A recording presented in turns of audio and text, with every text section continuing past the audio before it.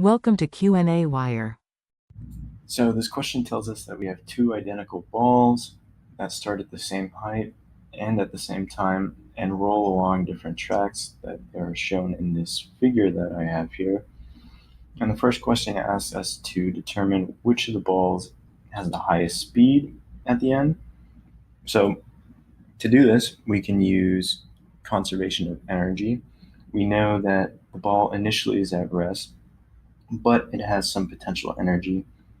Each start at a height h, so they each have a potential energy of mgh.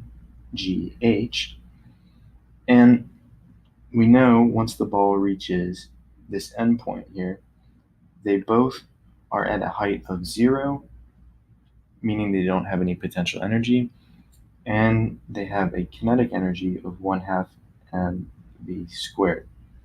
So because these two equations are the same, and because they're the same mass and start from the same height, the velocity that they end at for each of the balls is going to be the same.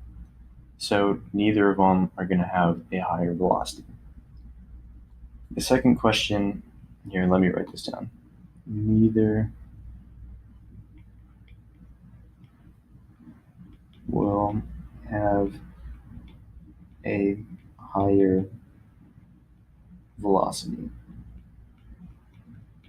The second part of the question asks us which one will get to the end first.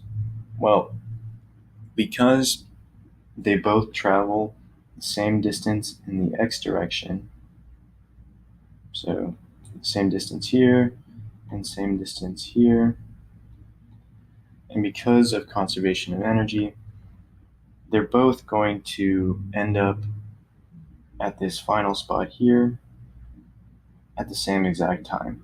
No matter the trajectory of this track, as long as they're the same mass and they start at the same height, they will end at the same point at the exact same time.